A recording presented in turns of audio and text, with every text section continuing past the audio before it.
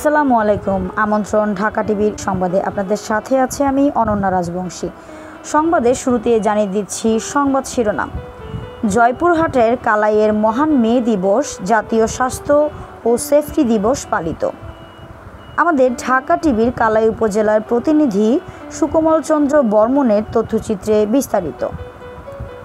সারা দেশের ন্যায় জয়পুরহাটের কালাইতে শ্রমিক মালিক এক হয়ে করব এ দেশে নতুন করে এই প্রতিপাদিত্য সামনে রেখে উপজেলার প্রশাসনের আয়োজনের পহেলা মে মহান মে দিবস ও জাতীয় পেশাগত স্বাস্থ্য ও সেফটি দিবস পালিত হয়েছে।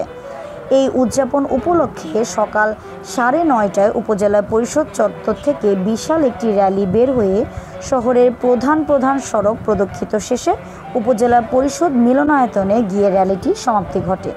এরপর উপজেলা নির্বাহী অফিসার শামিমা আক্তার জাহানের সভাপতিত্বে মহান মে দিবস ও জাতীয় পেশাগত স্বাস্থ্য ও সেফটি দিবসের তাৎপর্য তুলে ধরে আলোচনা সভা অনুষ্ঠিত হয়।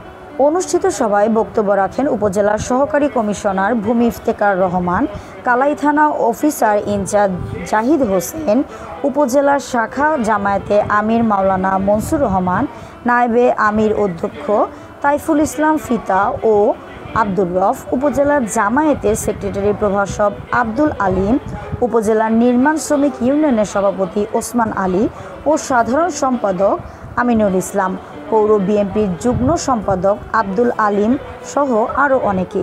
সভায় সভাপতিত্ব ইউএনএ সমাপনী বক্তব্যে বলেন, শ্রমিকের মজুরি, শ্রমিকের গায়ের ঘাম শুকাইবার পূর্বে শ্রমিককে পারিশ্রমিক দেওয়া প্রত্যেকের উচিত। এছাড়াও তিনি আরও বলেন, অন্যায়ভাবে শ্রমিকদের ওপর অত্যাচার, নির্যাতন করা এবং অমানবিক ব্যবহার করা কোনো মালিকের পক্ষেই ঠিক হবে না, কারণ তারাও রক্ত মাংসের গড়া মানুষ। মিলেমিশে সুন্দরভাবে দেশ গড়ার পরামর্শ দিয়ে উপস্থিত সবাইকে ধন্যবাদ জানিয়ে তিনি আলোচনা সভার সমাপ্ত করেন।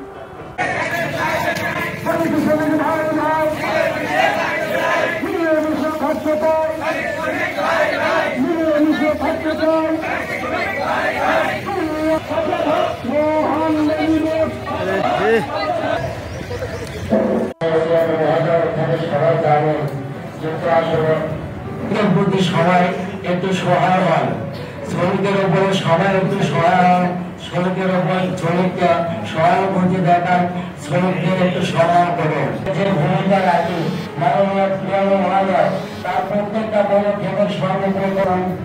শ্রমিকের ব্যাপারে একটা হাদিস বলেছেন, তিনি বলেছেন শ্রমিক যখন কাজ করবে তাদের ঘাম শুকানোর আগে তাদের টাকা যেন পকেটে থাকে।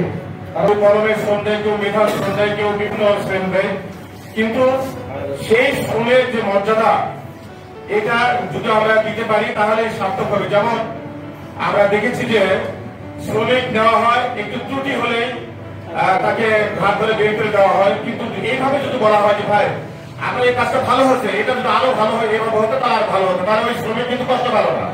আমাদেরকে অবশ্যই দেওয়া লাগবে এবং দেওয়ার চেষ্টা করতে হবে।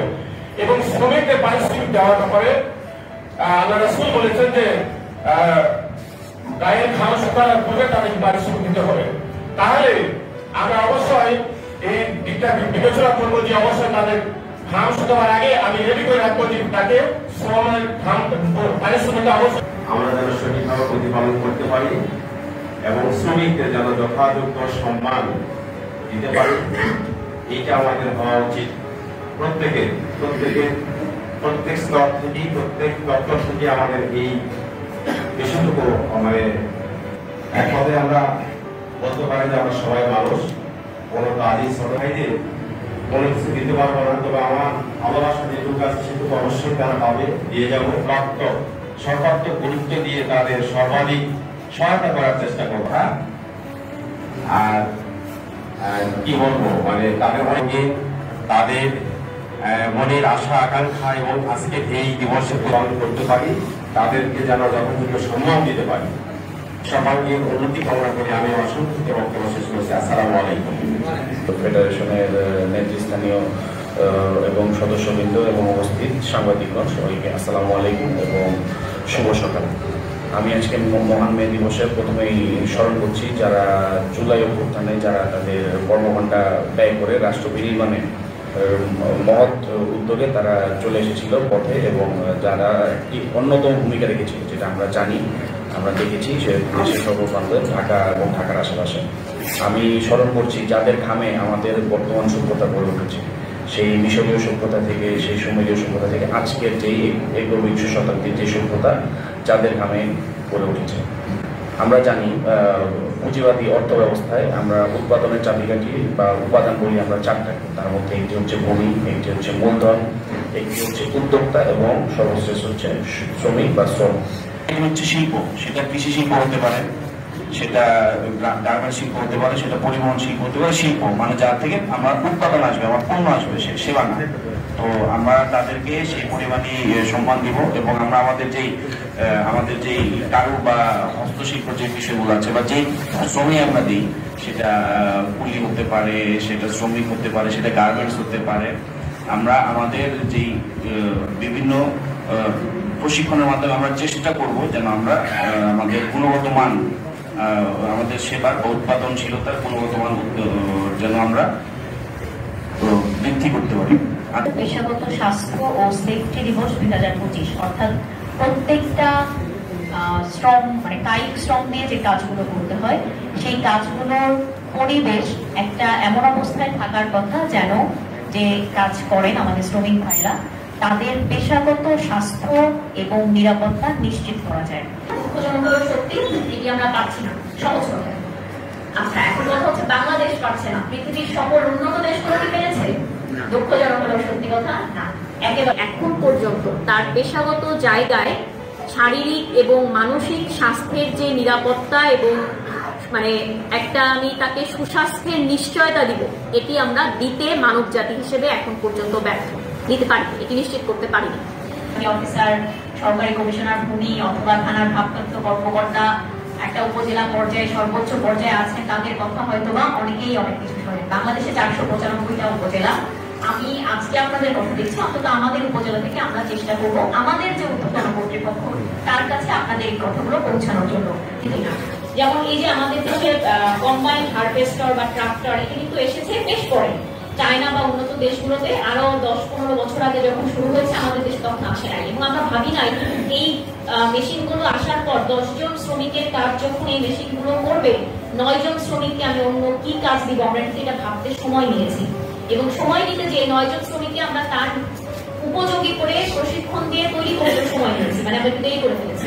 সময় লাগছে, যেখানে হয়তো বা এটি আমাদের মানুষ যখন তৈরি করে তখন প্রায় বিভিন্ন পর্যায়ে, ধরেন কখনো ইট গাঁথনি, প্লাস্টার, প্রত্যেকটা কিন্তু শ্রমিক আলাদা থাকেন, আপনারা টাইলসের কাজ, রডের, সবকিছু আলাদা, সব মিলিয়ে প্রায় 10 ধরনের 200, 300, 400 শ্রমিক কাজ করছেন।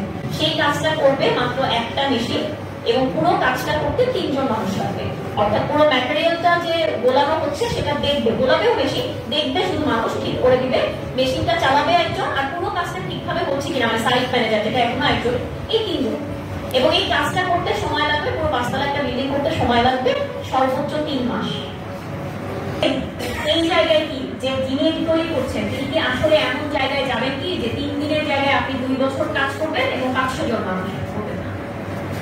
সমস্যাটা এই জায়গায় আছে। আমরা কি সেই ভবিষ্যতে বিল্ডিংটা কাজ চলছে, সবচেয়ে বেশি আমার কাছে মনে হতো যে ওনাদের কারো মাথায় একটা হেলমেট নাই, ওনাদের কারো পায়ে একটা মিনিমাম যে জুতা থাকলে, যে জুতাটা থাকলে ডাম্বুট বলে, যেটা বৃষ্টি পানি বলে, সিমেন্টের বলে, যে কোনো কিছু থেকে মানুষের চামড়াকে রক্ষা করে, সেই জিনিসটা নাই। কারো একটা হাতে গ্লাভস নাই। অথচ প্রতিটা দেশে, আপনি উন্নত দেশের সাথে আমাদের পার্থক্যটা এই জায়গায় শ্রমিকের, যে তারা এই অন্তত নির্মাণ পর্যায়ে এই জিনিসগুলো নিশ্চিত করেছে। এখন বলবেন সরকারি পর্যায়ে কি করেছে, সরকার কিন্তু এটি নীতিমালা তৈরি করেছে, কিন্তু আমাদের মালিকরা এটি মেনে চলেন না। যদি আমরা এটি নিয়ে কথা বলতে যাই, মালিকরা কাজ বন্ধ করে যান, তখন শ্রমিকরাও যেটা বলে যে আমাদের এর চেয়ে তো খাপ পেকে ভাগ বন্ধ করে দিলেন। মানে সেই বীজ আলুর দাম বাড়ার সময় বীজ আলুর দাম বাড়ছে বলে আমি যে দোকানদারকে মোবাইল ফোন করলে ওনারা বীজ আলু বিক্রি করা বন্ধ করে দেন, তখন কৃষকরা এসে বলেন আপনার জন্যই তো আলু হয়ে গেছে। তা আমি যে মালিককে ধরবো, মালিক কাজ বন্ধ করলে আমার কাজ বন্ধ করতে হবে, আর সেটাই শাস্তি আইনে লেখা আছে। আমাকে কি করতে হবে? তিনি কাজ বন্ধ করে দিবেন, আপনি প্রতিদিনের যে মজুরি 600 বা 700 টাকা পেতেন সেটাও পাবেন না। আপনি এসে আমাকে বলবেন আপনি কেন কাজ বন্ধ করেন, আপনার জন্যই তো কাজ হচ্ছে না। তো একটু আগে আমাদের মৎস্য কর্মকর্তা সবচেয়ে ভালো কথা বলেছে, আমার এটা সবচেয়ে পছন্দ হয়েছে। তখন হঠাৎ করে আমার একটা কথা মনে পড়লো যে এই জন্যই মনে হয় এতদিন এটা শুনতাম যে মানুষের বিবেক হচ্ছে সবচেয়ে বড় আদালত। সমস্যা হচ্ছে যে কোনো সবচেয়ে বড় আদালতের কাজের প্রক্রিয়া সবচেয়ে ভিড়। আপনার এই জজ কোর্টের যে প্রক্রিয়া সুপ্রিম কোর্টে যান অনেক ভিড়। আমার এই সহকারী জজ কোর্টের চেয়ে যুগ্ম জজ কোর্ট আরেকটু বেশি সময় নেয়, যুগ্ম জজ কোর্টের চেয়ে জেলা আরেকটু বেশি সময় নেয়, জেলা জজ কোর্টের চেয়ে আমাদের যে হাইকোর্ট সুপ্রিম কোর্ট আছে তারা আরেকটু বেশি সময় নেয়। ধন্যবাদ এতক্ষণ ঢাকা টিভির সাথে থাকার জন্য। ঢাকা টিভি নিজে দেখুন, অন্যকে দেখতে উৎসাহিত করুন, আর সবার আগে সর্বশেষ সংবাদ পেতে ঢাকা টিভির সাথেই থাকুন।